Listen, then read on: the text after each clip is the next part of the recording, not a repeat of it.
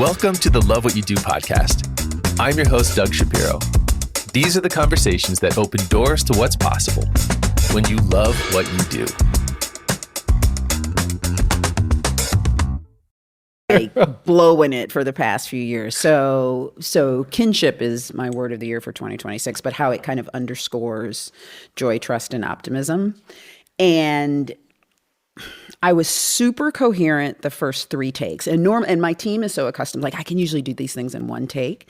And maybe it was the fire alarm or something. It was such an, like, you know how sometimes you just don't have it? Yeah. I didn't have it.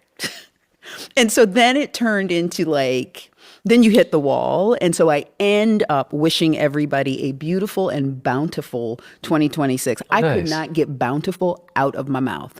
It was beautiful and boomama and and it was just, so they kept some of the outtakes just because I laugh. And so there is joy there. And so anyway, but it was, yeah, it just was not happening for me. It was not happening. It wasn't happening. I love kinship as the word of the year.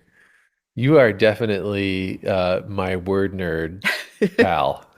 Like, I love words. I love language and expression. And I'm a fan of kinship because, right, and we love community, but this is like 18 layers deeper than community. Mm-hmm. Like, it's a deep bond and an attachment. And, you know, you can create kinship with people or with place. And that's what I find, right? Place supports community, but kinship can be both. And that's what I kind of love about it. Yeah. There's subtleties in the word kinship that kind of like evoke the feeling like we share a code. That's right. It's like a shared reality code that we have together. Yep. It's an instant recognition. Like sometimes it takes a while for kinship to build, but sometimes you meet people and you have immediate kinship with them. Yeah. And there's a little bit of it that can be an inside joke or a shared moment, or you could have kinship with someone you never met, but you bonded with them sitting next to them on a flight. Or, right, we can bond through, kinship can happen through trauma, it can happen through joy, it can happen through work or play. So I'm super fascinated, but it's the bond and the attachment that is created, right? It's not as temporary as community. And I referred to it in my message as radical belonging. Ooh, I like that. So that makes a great word of the year. I guess that you're now committed, now that you've done a word of the year, it can't be the only one. No. Every year there's a word of the year. So that will become, for Cheryl, it will be your sort of like centerpiece of your speech, your dialogue, the message you share. Yeah. And then it's almost kind of like, you know, design days, we always try to bring together a theme and a energy and a message. Yeah. Yeah. And it's kind of, I was thinking about it as, am I limiting, or is Merriam-Webster, are we all limiting ourselves by choosing a word? And I wonder if anybody would ever attempt, like, is there a vibe of the year or a mood of the year? Yeah. Or maybe it's just a mood of the quarter because, right? Can't imagine holding a mood for an entire year. That's a long time to hold a mood. It's a long time to hold a mood, so. Yeah. The mood of the year could be grudge. I mean, I don't know. Gruntled or disgruntled. Which one is bad? So if you're disgruntled, that's bad. Does that mean if you're gruntled, if you're that's gruntled, good? It's good. I don't know that. I mean, because audibly, it sounds awful. It does sound It sounds like I'm feeling gruntled. This is so good. It's very groundhoggy. I can do this word thing over and over. It's a spiral. I'm feeling gruntled.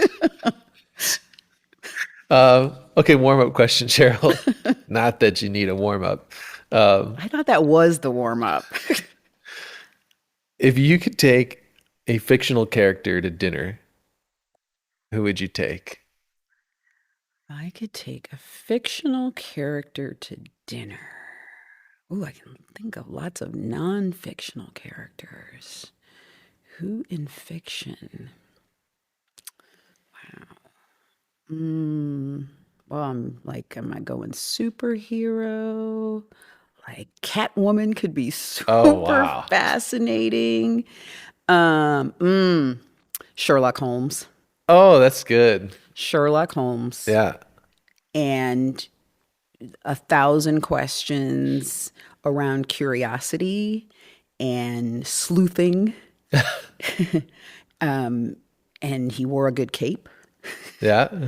And that leap from living in people's brains as one thing, like maybe Sherlock Holmes was this perfectly normal human being, but he's been blown up to be larger than life. I like that. Sherlock Holmes or Mary Poppins.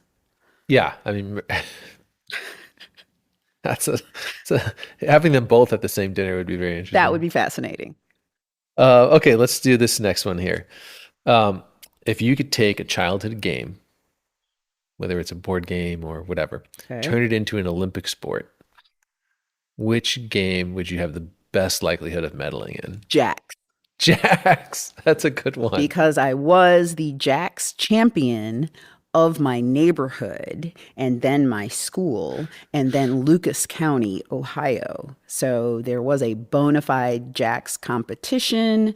Wow. And there's the whole manual dexterity and it's just a good old school analog game. It is. And whether you play it on, so I would play on a sidewalk, right? And that all of a sudden that's kind of rough and tumble, or you'd play it on the gym floor but Yeah. jacks for sure, hands down. So it was like was the ball height was like the key, or what do you think? What was the key? The ability to swipe them all up, or when they ended up really close together, you'd have to pick them apart without moving another one. I haven't played jacks in so long, and now I want to play again. Like, I don't even know if I could find them anywhere. Yeah, like I remember playing jacks, and now that I think about it, I'm pretty sure I got in trouble, maybe more than once, for leaving them on the floor, Oh, you well, know? that would be painful to step on. Yes. Yeah. There's been no jacks injuries in your past, I hope. Uh, Here's a fun one. If you could borrow a famous person's swagger for a day, Okay. whose swagger would you take? Um, Josephine Baker. Okay. She also is my ever present answer to if you could take anyone from history to dinner, it would be her. I mean, she Nice. just, she had this way of announcing herself without saying a word. Obviously, she was a dancer and she was a singer. She was an entertainer in 1920s Paris, but also a spy. Yeah. And so, people thought because she looked one way that she wasn't capable of doing a lot of other things. And she was a, large part of the French resistance. And so that idea of moving like a dancer and moving like a spy, I find really intriguing. Wow. Like just the movement associated with her. Yeah. Yeah. So, I mean, and that's swagger, right? That is swagger. I love it. Yeah. Both seen and unseen, right? Because you're not looking at her as a spy. Right. Right. The swagger's happening inside almost Yeah. like when she knows she's up to something that Yeah. no one else knows. Yeah. That's pretty wild. Um, okay. So we talked word of the year, kinship. I want to make a nomination for like a 2027 Ooh. word of the year. Okay. Okay. Or maybe is your word of the year retrospective, It could be. I or is mean, I it usually am looking you're looking forward. forward? So maybe for 2027, Okay. I want to explore the word mosaic Mosaic. Love it.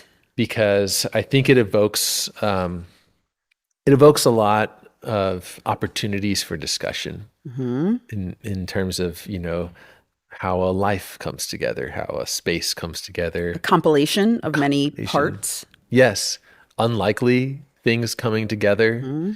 Like there's so many places to take this, and I kind of give you a little bit of a preface, like, hey, I want to go there. Yeah. Did your mind instantly go to a certain spot? So the obvious answer is mosaic tile, and I didn't go there. I went to a quilt. Okay.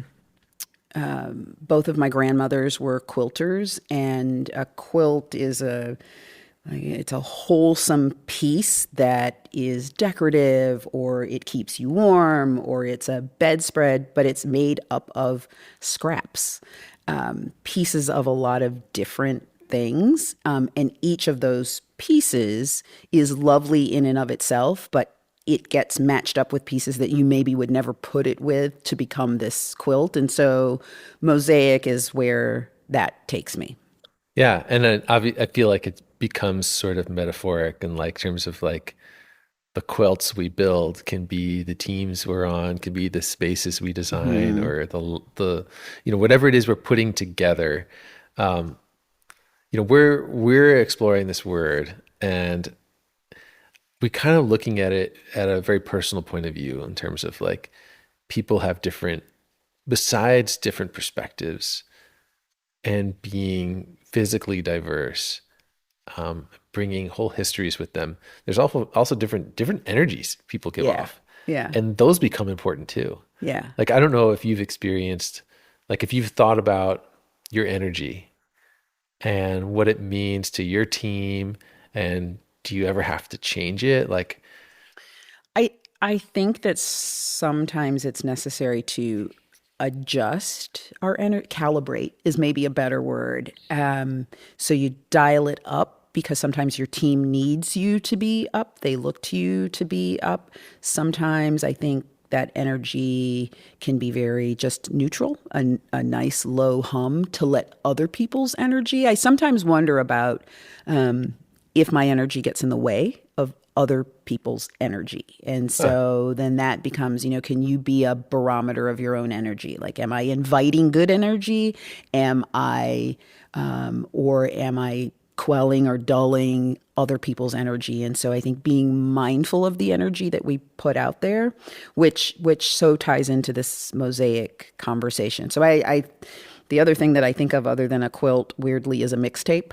And oh, so nice. I said, compilation, and, some people just throw a bunch of songs together. But I love the idea of whether it's a playlist or a mixtape, that there's some story that's told from beginning to end.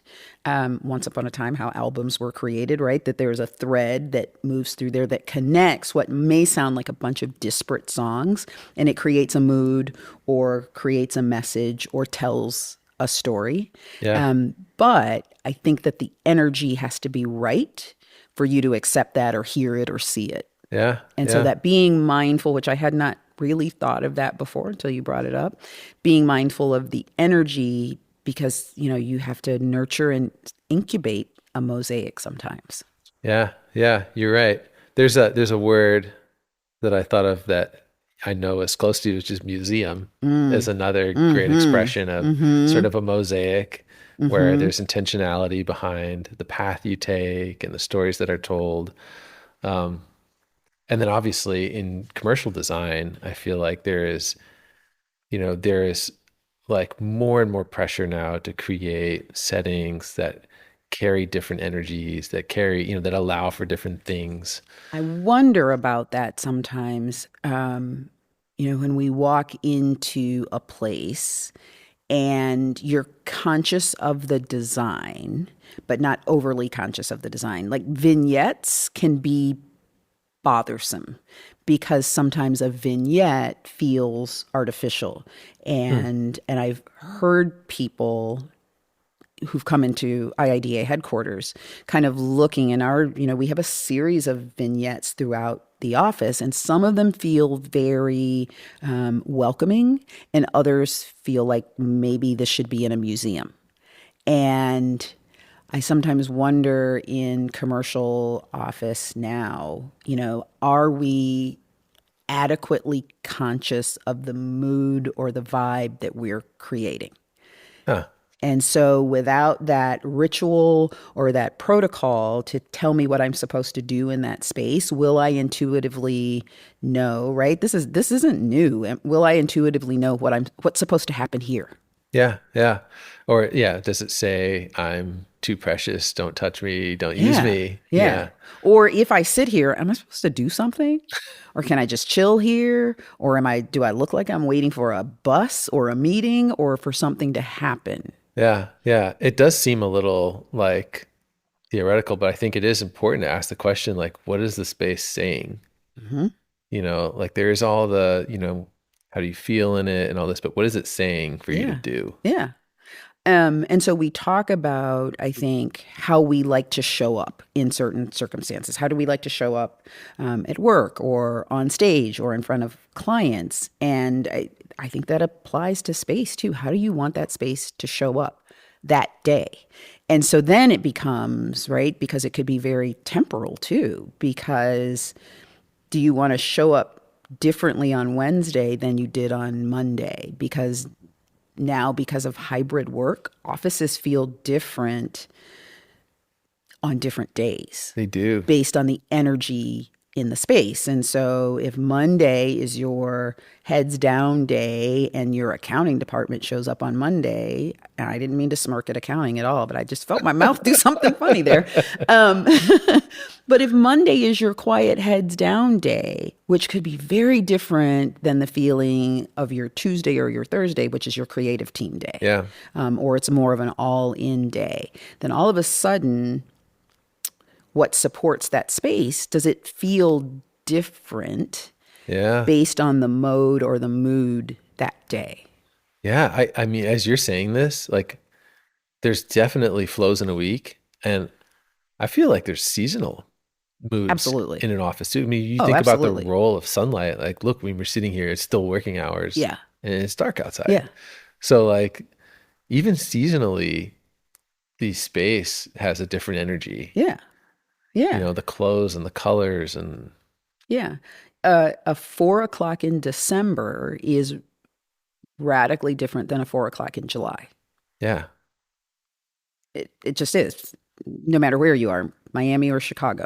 Yeah. But certainly the mood that is evoked, right, which, you know, it's lighting as well, but also the people in the space contribute to that mood. Now, there are some people who bring 4 o'clock 4 o'clock on a Friday in July, like that's them consistently. They can bring that to you in December.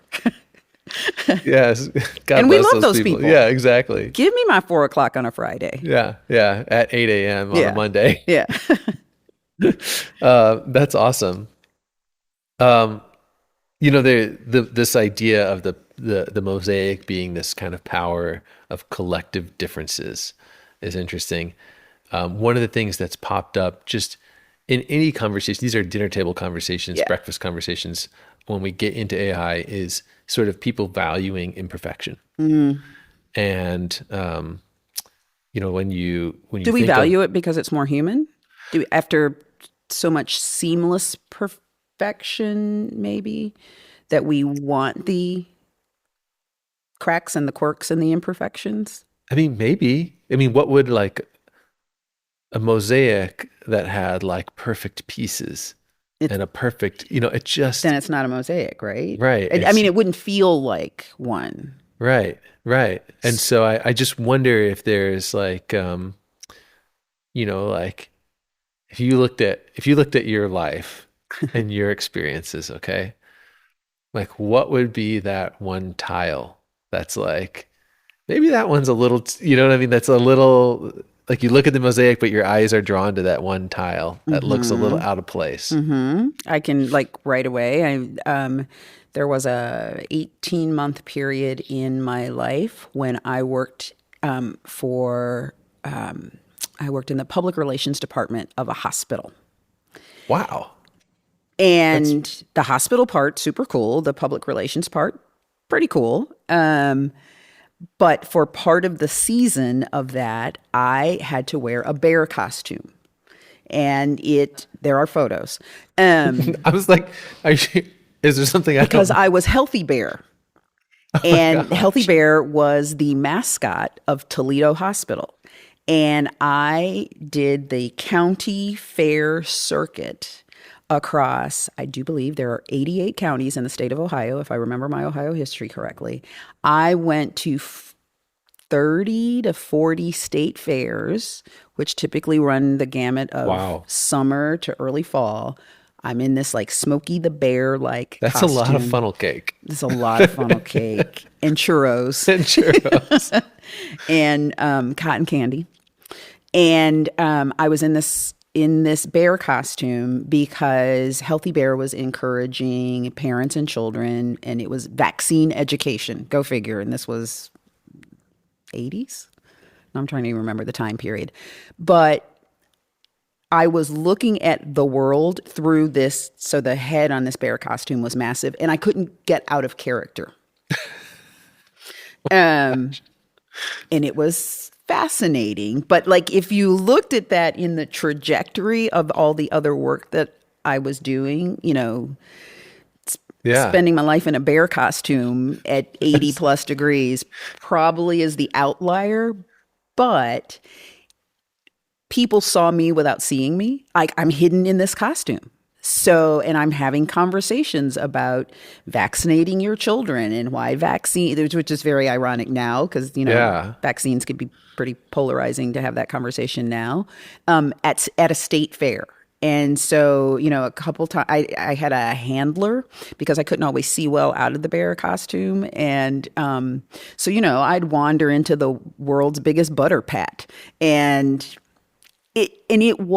But what people thought that they could say to me, and small children literally thought I was, this walking on 2 feet, this bear, but parents would seriously stand there and hold a conversation with me about vaccines. I'm like, dude, it is 90 degrees. We are at the, Lucas County State Fair. You are talking to a person in a bear costume having a completely serious conversation about vaccines. But I was I had a vest that said Toledo Hospital and it said Healthy Bear. And what was fascinating for me is what people saw or thought that they saw. Yeah. Gosh, I wonder if there's like some pictures of you I somewhere have a out photo. there. There are photos. Like if we Googled Healthy Bear, Maybe. we might find you. And I may have some photos on my iPhone for you. My That kids is think it is the wild. funniest thing in the world. There's It one is with me funny. just kind of holding the bear head, and then it's me. But it was what it's like to be seen and not seen. Yeah. Because Yeah. I wasn't Cheryl, I was Healthy Bear. Yeah. Wild. Yeah. So that in the, kind of in my resume may have been an outlier Yeah. moment. That's definitely one of those stones. It's like, well, that one's maybe a little too blue, but like, okay. Yeah. Yeah. But it worked. I mean, I Right. was at a point in my life and early in career where talking to people, I had a lot of trepidation around that, but I could hold my own in the safety of that bear costume. Yeah. That's kind of funny. Like it's like, I was just talking with Jordan earlier about The Masked Singer. Oh, And yeah, it's yeah, like, it's a yeah. little bit like, like you kind of let it fly when like Yeah. nobody knows who you are. Nobody knows who, yeah, Yeah. nobody knows because I couldn't ever take that damn head off. So nobody knew who I was. Yeah. You could have said anything you wanted to say. And hopefully I did not give Gosh. out vaccine misinformation. So I had my Nobody talking would, points. nobody would blame the bear. Um, One of the things that you mentioned in our conversation, kind of leading up to this, I mentioned Mosaic. We started talking about um, things, and you said patterns. It takes me to patterns. And I want you to draw the line that kind of connects those two. I think that, and again, when I went to quilt and thinking about the quilt, and when my grandmothers would craft these quilts, they never were random pieces of fabric, right? There were quilting patterns that have names, and so Evening Star was a pattern that my grandmother would use. I mean, they all had these very beautiful names. All the pieces always looked like a kaleidoscope to me. Like I could never see the name of what it was supposed to be. There was Morning Daisy, and I'd be like, where are the daisies? And I would see yellow, and that would call out to me. But my grandmother would take the quilt and then she would hang it outside on the wash line. I'd have to be at a distance to actually see the pattern. And so it was very much like a kaleidoscope that it kind of fell into place or fell into places that made sense. But all of a sudden, if you turned the quilt on another side, you would see another pattern develop. And you can tie that to work or relationships with people. turn it on its side and you'll see something different. Hmm. Or allow yourself to move back or move closer, and it will look different or feel different or have a different message, or rearranging the pieces to become something else. I think that was interesting how you got there. And I was kind of curious to see what you'd say about pattern. Um, I don't know if pattern or if this subject evokes any other stories where um, differences came together. One of I guess where I'm getting to, one of the other subjects we talked was unlikely combinations, Mm. kind of like what comes together to make something beautiful or interesting might be two things that you would not have expected, like jalapeno jelly or whatever. I don't, Oh, that's a I good don't one. maybe that's got a small group of fans, but you get where I'm getting at. It's kind of like Yes. there's Yes. I think the idea of unlikely combinations is something that might evoke story in your world, or um, even a connection to Mosaic that people can relate to in their life or work. Um, I I think because I grew up with parents who were very organized and regimented and exacting, that everything had a place.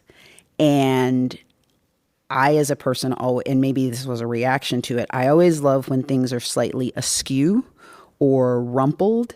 And I can't remember if I've ever told you the story about Neil Armstrong walking on the moon. And my dad was so excited about that. And he went out and bought a television. And it turned out that we were the first family on our block to have a color television. And my dad went out and he went to Sears, like all dads do. And he came home with this television and he didn't measure and it wouldn't go in the front door. Boy, And so this, right? And so this was the 60s and it was this massive oak cabinet, super ugly thing. And he was like, I can't do anything with this. And he sat it on the front porch. And everybody came over. And I remember all of the neighbors bringing their lawn chairs. My mother was just aghast because television on the front porch, like, we don't do that. Like, that's just next thing to hell in a handbasket is when you have a television on your front porch. It's like those people who have their washer and dryer on the front porch. A television on a front porch was so beyond for my parents and the way they lived their lives. yeah, But so was a man on the moon. huh? And so those two things live in my head. And the other part of the story is that everybody in the neighborhood they sat with these lawn chairs to watch this man walk on the moon. Later that night, The Wizard of Oz came on. And again, we were the only family on our block with a color television at that point. When The Horse of a Different Color came on, it actually was a horse of a different color, and it blew people away. Like, it was Wow, bigger than The Man on the Moon. that's wild. And so the askewness of a television on a porch Yeah, and a man walking on the moon and The Horse of a Different Color being a different color, like those three things, which have nothing to do with one another other than the fact that they happened on the same day, and because my father couldn't get a television in the house, like those three things are so connected in my head for community and people coming together. And I remember my mom made the most amazing lemonade, and she's pulling out cups and glasses and she's giving everybody lemonade, and the taste of that lemonade on the summer night, it's like all of those things that have nothing to do with one another have such meaning for me. I wonder if that television made it through the front door, like that whole night The would be so whole much less It sat memorable. out there for days, actually, too. It sat on the porch for days. My mother Did it come was through a so window, or- embarrassed. No, and then my dad took it back to Sears, and I don't know what happened after that. But it and it was a big thing, and I had become accustomed to like whatever size televisions were in the 60s sitting Yeah. on a television stand, right? And this was so not that, because it had its own stand. But had that not happened, there would have been people in the neighborhood I may have never met. Yeah. I had never, having been an only child, I had only ever watched Wizard of Oz by myself or with my parents. And so to watch that with other kids was huge for me. Yeah. And so it was shared awe and shared laughter, and kind of this shared neighborhood experience. Like, I think that was one of the first times that I felt like, oh, this is what it feels like to be part of something larger that was other than my family. Wow. I mean, I kind of feel like this anchors the idea that like bringing the unexpected together, bringing unexpected Yeah. pairs Yeah. together can create really special moments. And it was such a random encounter because I remember seeing just people coming down. They saw other people sitting there with lawn chairs. And you remember those old school, like bent aluminum lawn chairs? Like people just were coming down the street with their lawn chairs and putting them, in our yard to sit and watch. That's really cool. And it was almost like this yard theater kind of situation. Yeah. It feels like that could happen today, but it would be like planned that way. It would be planned. And Yeah. this was because my father didn't measure. The thing was too damn big. And but the commonality was we all wanted to see the same thing. Yeah. Right. Yeah. And the irony was that when you saw it, it was in black and white. Right. It was like there was no other than the American flag, I guess, when it got planted, but I don't even really remember that part. But Yeah. there were like people there was this guy in our neighborhood, such a random offshoot of this. His name was Casual Dave. Like that's what we called him. I grew up calling him that, had no idea why anybody called him that. I ended up sitting next to him. Casual Dave looks at me and he's like, I like your sneaks. And I'm like, dude, I like your pants. And he said, hey, I'm Dave. And I'm like, you're Casual Dave. Yeah. That is super random. How do you remember all this stuff? And this stuff lives in these small corners of my head. Oh no. But it's just so vivid to me. Yeah. Like I was talking about the, bent aluminum. Like I remember the unfolding, what it felt like to unfold a lawn chair and to sit in it. And then you have the grid marks, because we had shorts on. The grid marks on the back of your legs from sitting on a lawn chair, and somebody had a barbecue, and it was sensory, right? Yeah, It was yeah. the visual element, and it was the sound, and it was the taste of the lemonade, and the sound of the ice in the glasses. Yeah. I mean, do you ever think about that is your memory of sort of like senses and experiences is not normal. Like it is heightened. Is it? I swear. I mean, your ability to recall moments and tell stories and recall It's always feelings and sensorial for me. smells It's super sounds. sensorial for So, me. I mean, like, I wonder if that's kind of connected you to design in sort of a deeper way. I wonder. where Yeah. where like you're attuned to things maybe that other people miss. I It's a good theory. But I think I've always noticed and been attracted to the smaller elements. So not the big grand gestures, but it's the smaller movements, or the way that a piece of fabric folds and what that looks like. Is it an elegant fold? Is it a harsh fold? What does it feel like in my hand when it's folded? Like I love those. I love the details. Do you know when something happens that you're going to remember for a long Ooh, time? that's such a good question. I don't know. Huh. I don't I've wondered that about myself sometimes. like. Will this stick? Like what? Will this stick? And Or where I does hope it it stick? sticks. Yeah. Like I'll be in a moment and I'll be Oh. like, I hope I can remember this. That's almost like being nostalgic for something that barely happened. Yeah. right? So at the tip top of it, when you're saying, I hope this stays with me, I hope I can remember this, I hope this lives somewhere. Yeah. So it's like early nostalgia. It is. It's like instant, Yeah. instant Yeah. nostalgia. Yeah, I mean that's happened several times, and it's funny. It's hard to remember those times, but I remember saying that to myself, especially about something funny, like a kid would say, and I'm Yeah. like, oh, I need to hang on to that, Yeah. and it's gone. That's such a great question though. I don't know why some things stay and some things don't, and why some things are more vivid than others. And the things for me that stay are not the big things. Right? It's just sitting at the kitchen table or Yeah. whatever. Yeah, Yeah.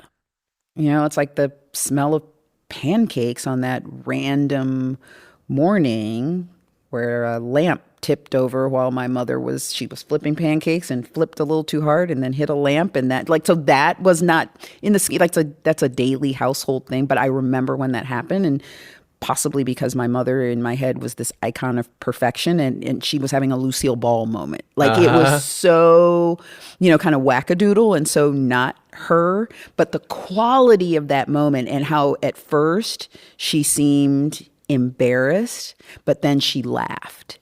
And I remember the quality of her laughter in that moment. And it showed me in that moment that she could laugh at herself, because I had never seen her do that before. My mother had an amazing sense of humor, but I had never seen it directed to herself.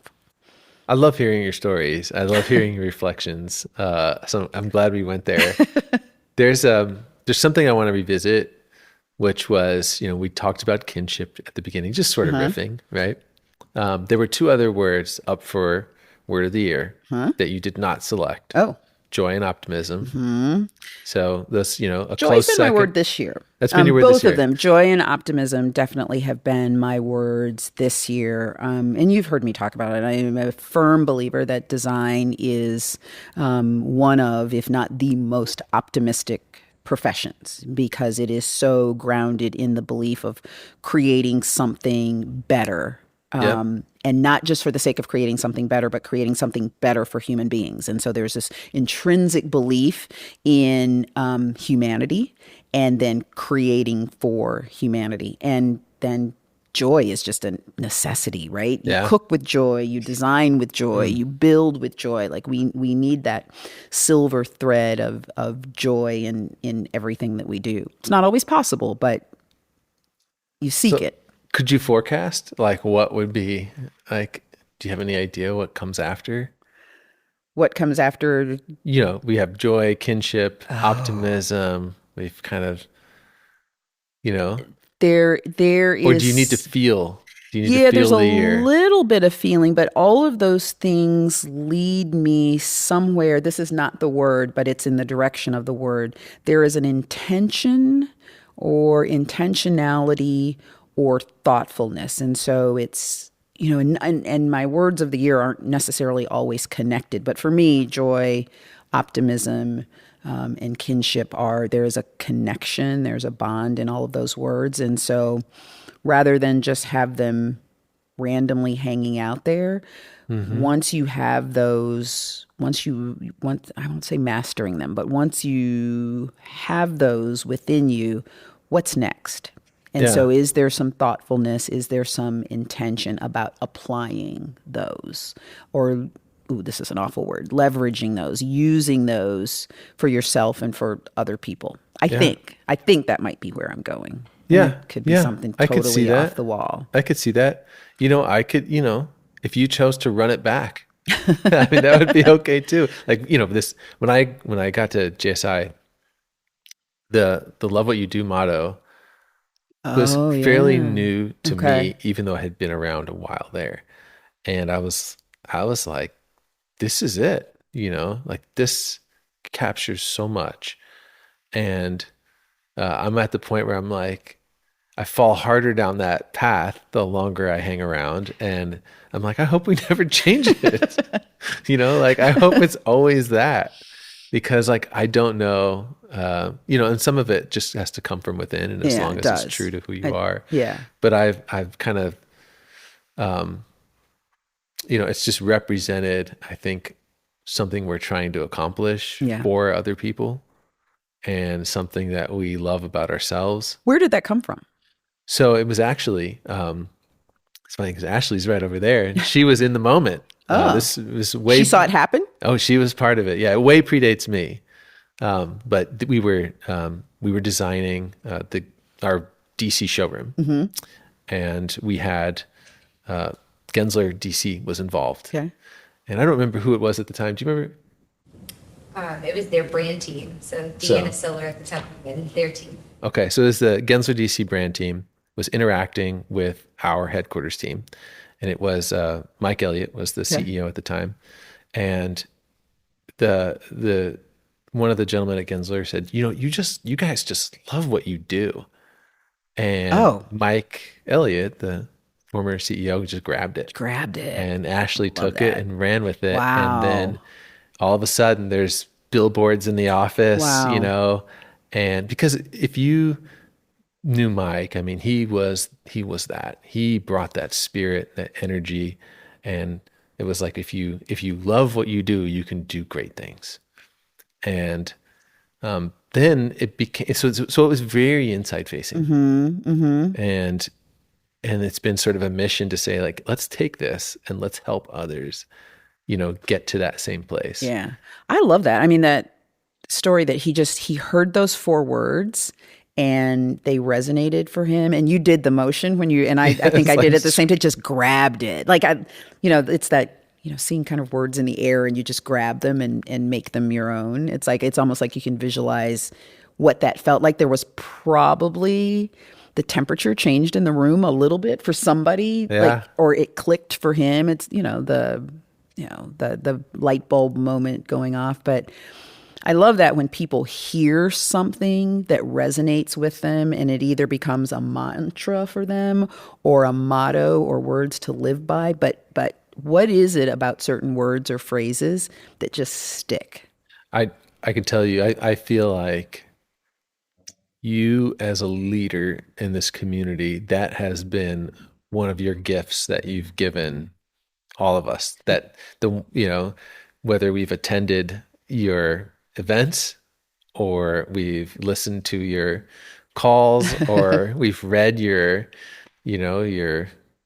what would we call manifestos? Manifestos, yeah. Yeah. You've given us those phrases and those things that people kind of like hang on to and they're like, yeah, that's me. Yeah. So I feel like that is an absolute gift that you have. Oh, thank you. Thank you. I mean, I love words. You do. Words are power.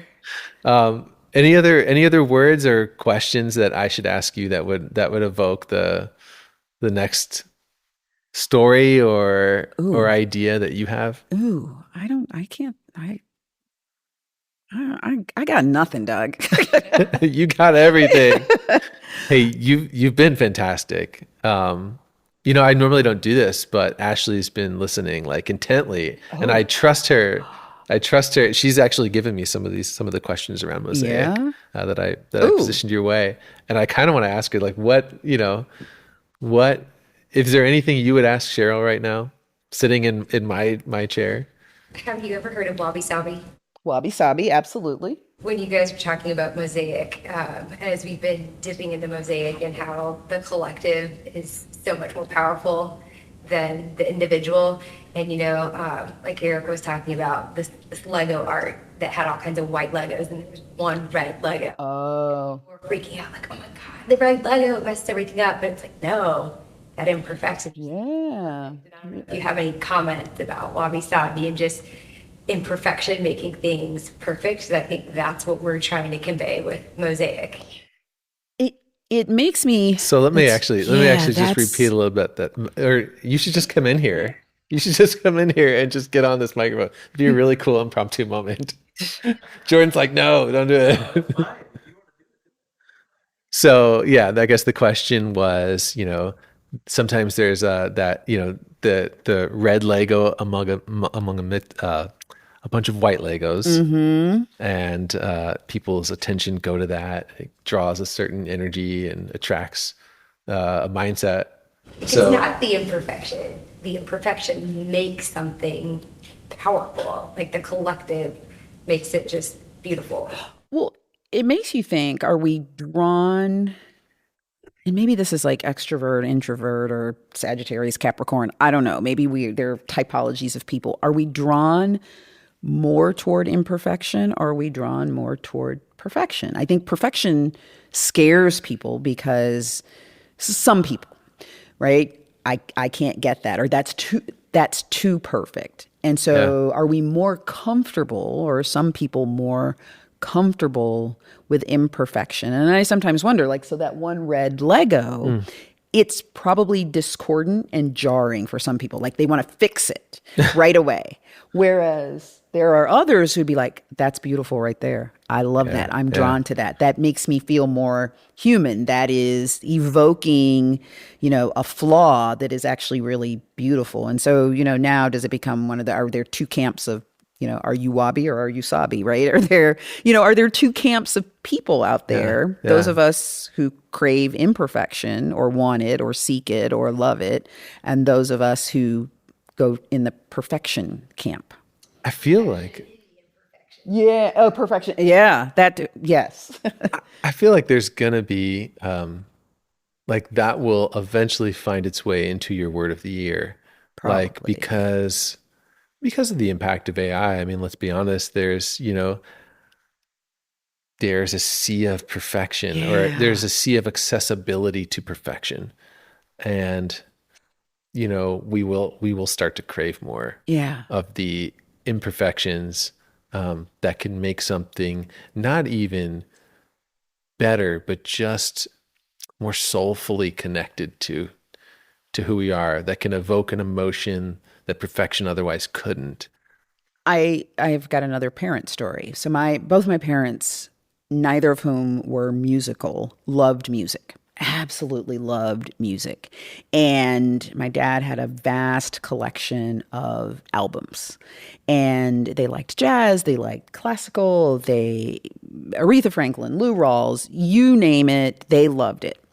And I remember the very first album by Aretha Franklin that I heard. And I was sitting with my dad. We're sitting on the floor. This is super 60s. We were listening to the hi-fi, right? And it was and I loved her voice and I loved the graveliness of her voice. And my dad, I noticed he was getting very agitated. I'm like, what's wrong? He's like, the quality of this record, he's like, it is making me crazy. It's scritchy and it's scratchy. Well, the album was recorded in Muscle Shoals, Alabama. And there is a Muscle Shoals sound, but old albums, you would sometimes get these little clicks and cricks. And it was it was the imperfection of the music and of the production and of the sound. I loved it. My dad, who probably tended to be more of a fluid jazz fan, jazz in and of itself is imperfect. Sure. But the recording of jazz, I think for him, it had to be crystal clear, hi-fi, high fidelity. Yeah. But I loved like that Americana, gutsy, bluesy, imperfect sound. Yeah. Yeah. I think if if that sound had a physical representation, like what kind of art would that look like? Yeah. And what kind of space would that, or clothes would you make of that? It'd be, like it's kind of interesting to translate that. Yeah. And would it be like broad strokes of chalk or charcoal on Yeah. torn paper? It's just like with books. I love a deckled edge, so an imperfect Oh yeah. edge. Yeah. And so and as we're sitting here, is that a real fire? I hear crackle. It's not a real fire. So it sounds like real crackling. Yeah. Oh, that connects me to the charcoal. Yes. Yeah, I know what you mean. Yeah. And there's no pattern to the crackle, right? It's very, it's not sequential. It's just this intermittent crackling, right? It's like, I think it's why people are attracted to rain, pattering on a tin roof or the roof of your, car or something. But yeah, there's something about the imperfection of touch and sound. I guess there are imperfect foods, gooey, runny foods. So instead of perfect French cooking, you get something imperfect. I make those every night. Yes, I am an imperfect cook myself.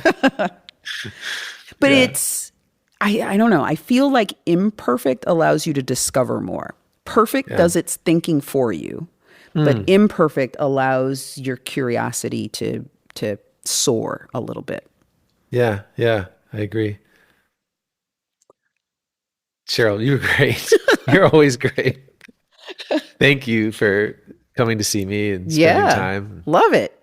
Yeah. All right, now this is going to take me on a whole journey around imperfections within perfection and not pursuit of either, but I love how it kind of folds in itself. And where does that take us? Where does imperfect take us, and where does perfect take us? I love it.